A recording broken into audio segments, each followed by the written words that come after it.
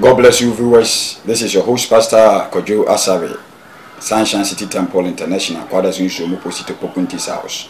You are watching us live in Ashtown TV, and you shall also find us in all our YouTube channels and our Facebook pages. God bless you this time also for having ears to hear. God bless you for your time.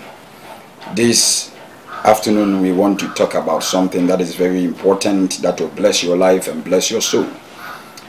We've entitled it, Lies That Is Common to Man. Lies that is common to man. It is so common that we used to find ourselves in as pastors, as men of God, as ministers, as businessmen, as husbands and wives, as children. We find ourselves in these common lies, and we want to address it and know how to emanate ourselves from them to become the best out of life. We will channel ourselves through the scriptures. 1 Kings chapter 17 verse 1. It talks about a great man, a great prophet that was known by God. And Elijah the Tishbite of the inhabitants of Gilead said to Ahab, As the Lord God of Israel lives, before whom I stand, there shall not be dew nor rain these years except at my word. Then the word of the Lord came to him, saying, Get away from here and turn eastward and hide by the brook Kerith, which flows into the Jordan.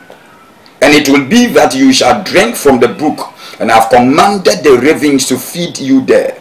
So he went and did according to the word of the Lord. For he went and stayed by the brook Kerith, which flows into Jordan. The ravens brought him bread and meat in the morning, and bread and meat in the evening, and he drank from the brook. And it happened after a while that the brook dried up, because there had been no rain in the land.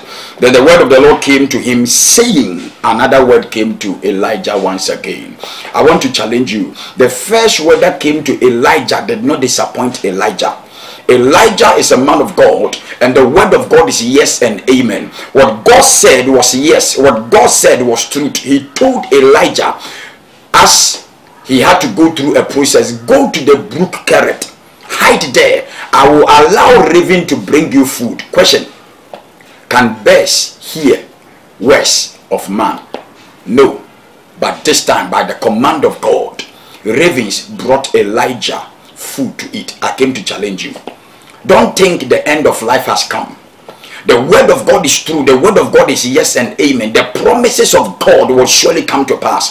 The vision will surely come to pass. Don't break out. Don't do so. Press on. As God said, that was it. It came to pass that bears were bringing food to Elijah. I prophesy this afternoon to your life that indeed your troubles and your sorrows, God will answer it.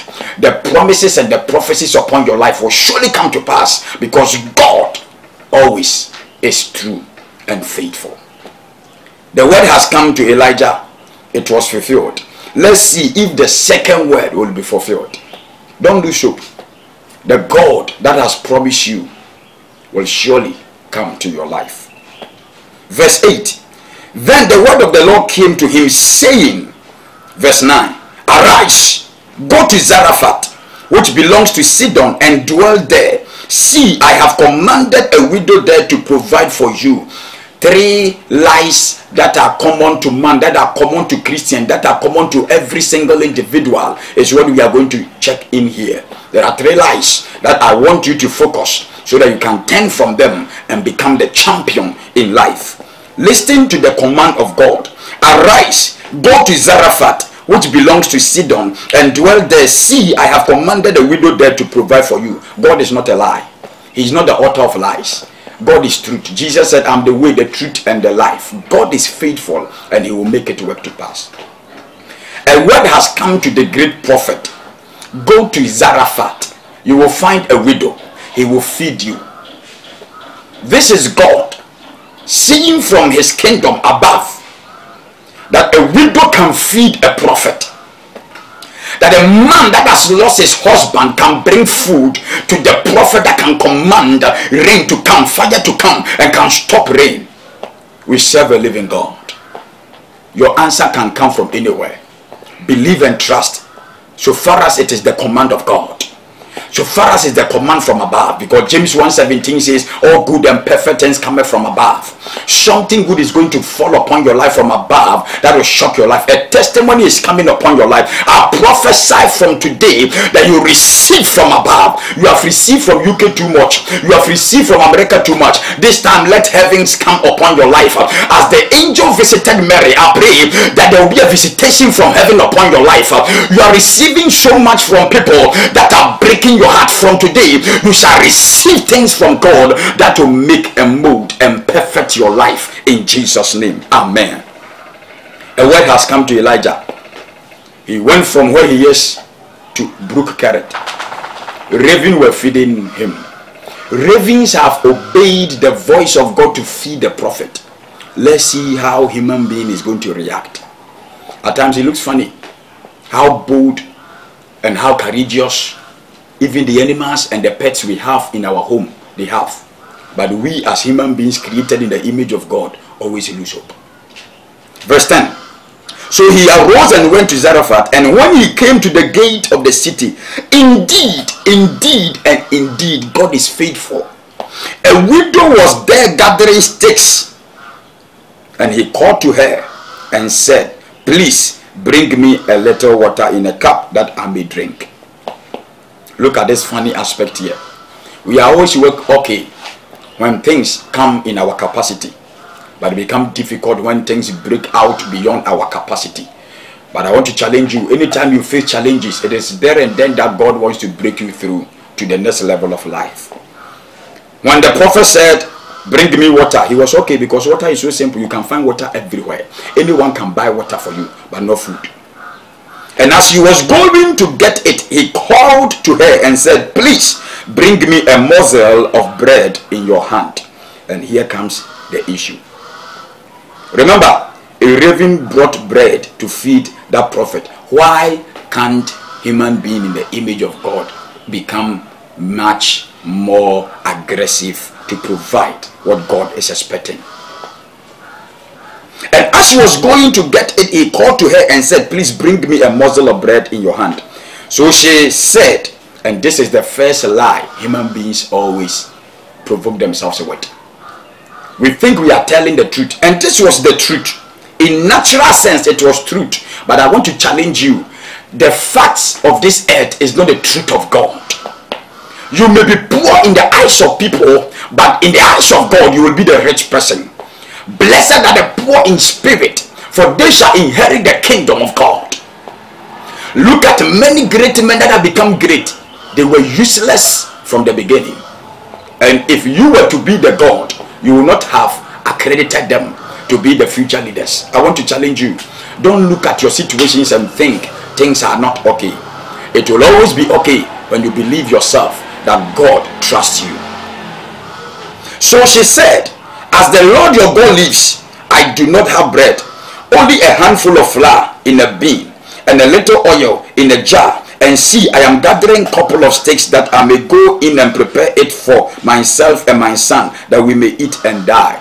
Wow. The scripture says we will not die, but we shall live and declare the goodness of the Lord. Why do you think you are going to die? Because of your situation. Why do you think divorce is coming? Because of what you are feeling, what the environment, the passions. I challenge you, if you can believe yourself, what the devil has put in your mind will not happen. If you can believe yourself, what you think will not happen.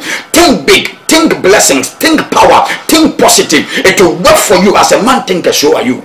I want to challenge you. You will not die today. I want to encourage you. You will not lose hope. You will not lose your job. You will not lose your marriage. You will not lose your mind. You will keep yourself through, because God is coming for you. Look at this funny plan that God did. Very wonderful. Somebody thinking of death, whilst God has planned from the kingdom of a blessing to him. God trusting a woman that is ready to die. I don't know your situation. You think all is lost. God still trusts you and is bringing better things in your way. Believe yourself and trust yourself. It shall be the best. The first lie is we always think the natural truth is truth. We know you are sick, but it's a lie as a Christian to tell what you feel, because they just live by faith, not by sight. Tell your faith, but his stripes I'm healed. You feel the issue. In fact, everything is going down. Your job, your marriage, your education. But don't talk your feeling. Talk your faith. Because what you talk about is what you get. The woman is trying to explain his feelings, his environment. I swear by the God you serve, Elijah, that I don't have bread. I have this. Whilst God have already. He told Jeremiah 1:5, before you were formed in your mother's womb, I knew you. God had already prepared and negotiated with Elijah that somebody, some way, somehow is going to feed you. If we know what God is saying about us, we will wipe our tears and start thanking and praising God. Why are you allowing situations to crush you and press you down? You don't have your money in your pocket now, but I came to challenge you, and I came to let you know that even the banks that we deposit money, at times we go there and they have lost money out of that place. Because of your working out and because of your progress, there are times you will lose things, but make sure it works for your good. So don't tell a lie by your situations. Don't tell your feelings. Don't tell how you feel. Tell your faith. Because if you tell how you feel, you are telling lies as a Christian. Your feeling is right. Your feeling is true. You are sick. You are broke. You are poor. You are not beautiful. But what the word of God says is who you are. Because we were born not out of feeling, but out of the word of God. Nothing came without the word. Talk the word. Don't talk your feeling. There is nowhere in scripture that says you are sick. There's nowhere in scripture that says you are poor, because he became poor for you to be rich. There's nowhere in the scripture that says you cannot make it to the end. You may fall. The righteous fall 7 times, but they'll still rise.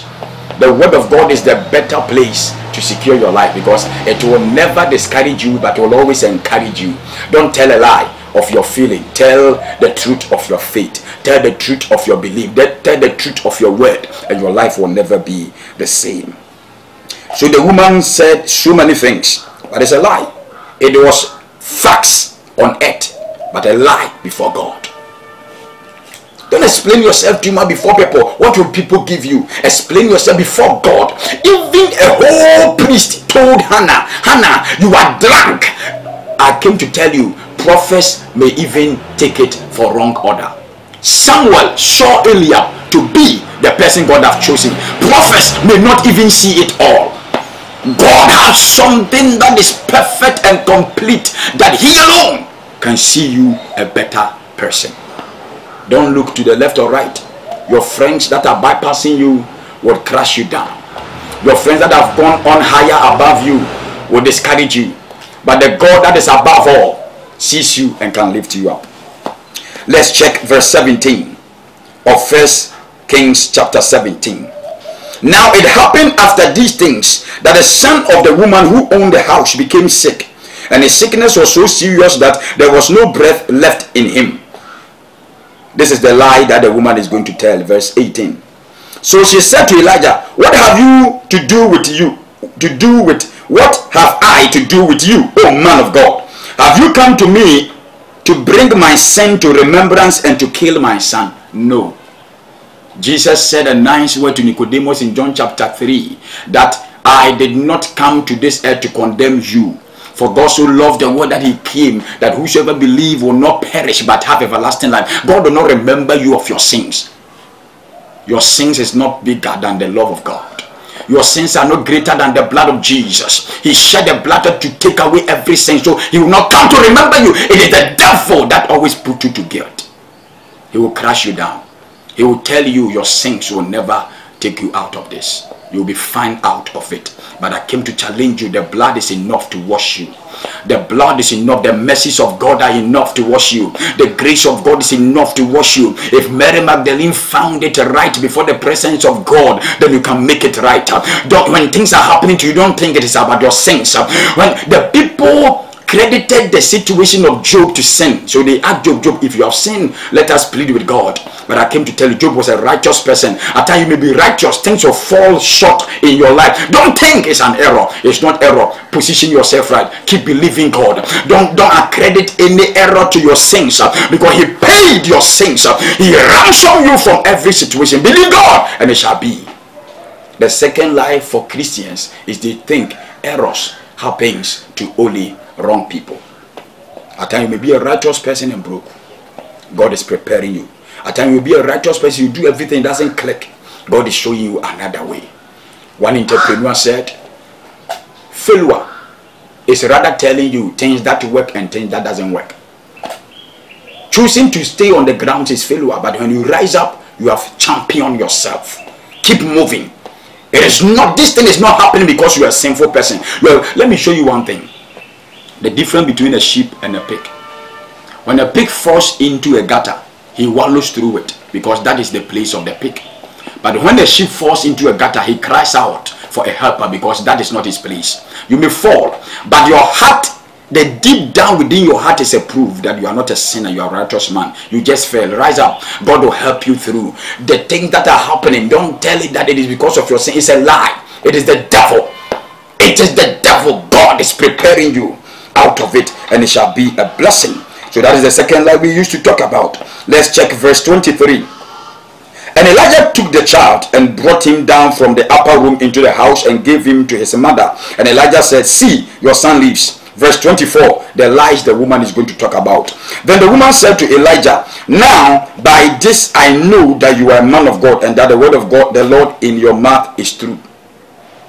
People have been listening to me. They will listen to me and listen to me until one time they get a word and see, now I know this is a man of God. It's a lie. I became a man of God in my mother's womb. It is not now. It is not today. You are wasting your time and waiting till the time that they have cut your hands that you get to know God is God. God is still faithful, and he was faithful within the times of Abraham and the Noahs and Elijahs. It is not now that you are going to see God is faithful. He's still faithful. Don't let somebody tell you a lie. You have friends, you have brothers, you are ignoring them because of what they do. Tomorrow they will help you. Joseph told of a dream, and by that dream they crushed him down. But the day came that they saw and found it is Joseph that will bring life. I want to challenge you. See it now that better things are coming. Some things may go wrong yesterday. Even now I'm talking about some things are wrong. Please find the solution rather than running from the solution. Else tomorrow you regret you run from that thing. Know how to raise things up. Know how to schedule. Know how to correct things. Strengthen yourself. The dead son is not for the fact of your sins. It's a lie. The devil is a liar. Don't accredit all the errors to your sins. Don't accredit all the mess and all the challenges to your sins. God will also allow things to come your way to build you up. Exams is not to fail you, but to promote you. Class test is not to fail you, but to promote you. What are you seeing to be a downfall? I came to challenge you. Rise from it. It shall be a blessing to your soul. Don't tell these lies. The woman said, I'm left with this. God knows you more than you know yourself. Don't calculate your pocket with your destiny. Calculate your spiritual life with your destiny. Calculate the God you have. God in us. Hope of glory. He that liveth in us is greater. Depend on God, and your destiny will be bigger. Your pocket will limit your destiny. Your education will limit your destiny. But the God you have will embroaden your destiny. Don't tell the second lie. Nothing is out of sin. All the things happening to you is out of God. Accredit to God. Praise God. Thank God. And tell God that God, show me how to lift myself up. And the last of it all, those things around you shall be a blessing to you. They may be weak now, but still trust it. You may not have the capacity now, but still trust your capacity. The same capacity will lift you up. Lift yourself up, position yourself, and don't lose hope. I came to challenge you. The woman said, now I know. Now I know. You told us you have just a morsel of flour. And that morsel of flour did not lack. Up to now, you are still eating it. You did not know. Now you know. Many people have channeled themselves and calculated and structured themselves in the way God have to come. That is why you don't see God. God is coming every day. 40 years in the wilderness, the Israelites did not buy any shoe and no cloth, but still they were wearing one shoe. Out of it, they didn't see the mercies of God. If you don't accredit every day to God, you won't see what God is doing in your life. I came to challenge you. Position yourself. You don't walk by feeling, you walk by faith. If not by faith, you won't see the better things. You won't see your life now to be great tomorrow. I want to challenge you. There's a better future for you. Accept Christ Jesus as your personal savior. Believe God, trust him, and trust yourself. You, as you watch me, trust yourself that there's better things that are coming out of you. Trust your words, trust your life, trust your marriage, trust your job. Something good will come. Start praying, start believing God, start doing the things you have to do, and believe you me, your life will never be the same. You are watching your host, Pastor Kojo Asare, Sunshine City Temple International. Let's watch up once again next week, and it shall be a blessing. Visit us in our church auditorium, and you will experience better, glorious messages more than this. God bless you. Bye bye.